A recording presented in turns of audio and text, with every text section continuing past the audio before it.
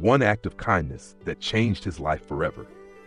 Long ago, in a quiet village surrounded by endless green fields, lived a humble man named Alan and his loving wife Sarah. They weren't wealthy.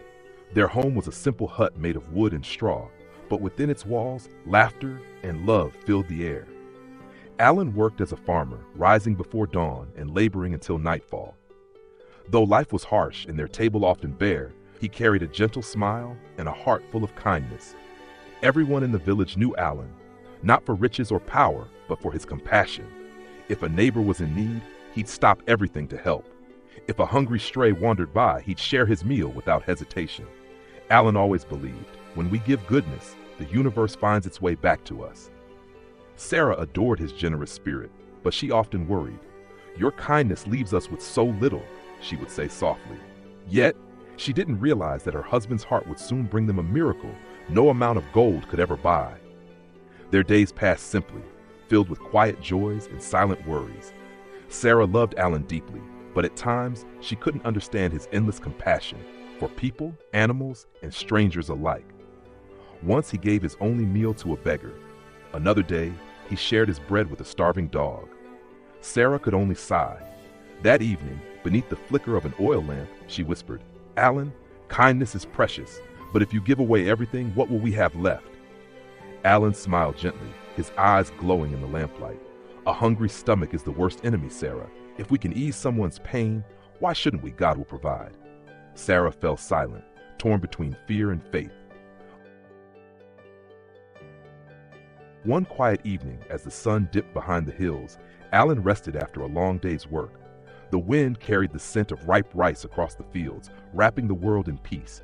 Suddenly, a weak voice called from outside, "Is anyone here? I've walked for 2 days. Please, just a little water, a bite to eat." Sarah peeked out and saw an old man standing by the gate, hair white as snow, clothes dusty, face pale from hunger. She sighed, "Another beggar. There's barely any bread left." But Alan didn't hesitate.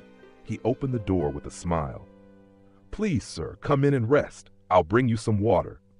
He offered a cool bowl of water, watching the man drink as relief softened his tired face.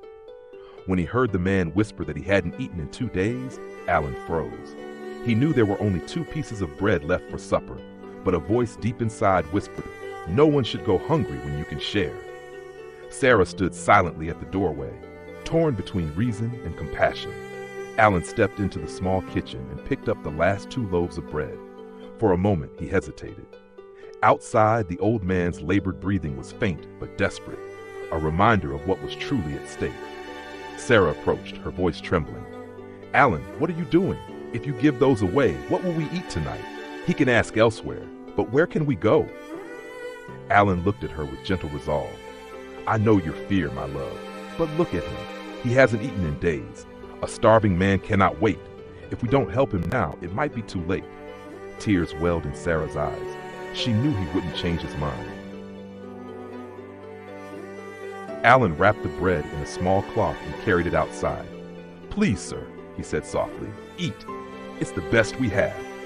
The old man's frail hands trembled as he took the food, his fingers brushing against Alan's, a sacred touch between compassion and need. After eating, the man sat quietly, peace spreading across his worn face. Alan felt strangely full, as if his own hunger had vanished. Sarah watched from the doorway, her heart heavy yet moved. When the last light of day faded, the old man slowly rose. He smiled warmly, reached into his cloak, and drew out a golden bowl that gleamed in the sunset.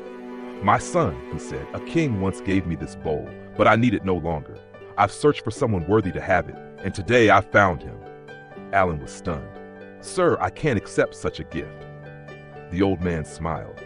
"You can, because you gave from the heart expecting nothing in return. Keep it, but let it remind you that God sees every small act of kindness." With that, he turned and walked into the twilight, leaving Alan standing in awe, the golden bowl warm in his hands and tears glistening in his eyes.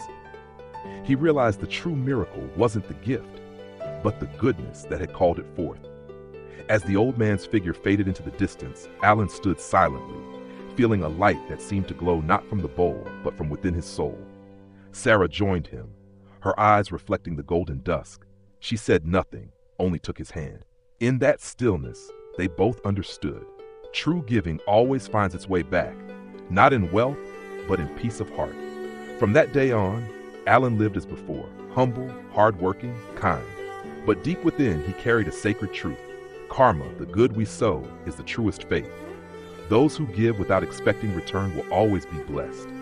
And so the story of Alan and Sarah spread through the village like a whisper of light, reminding everyone that when we live with compassion, life itself reflects that kindness back to us.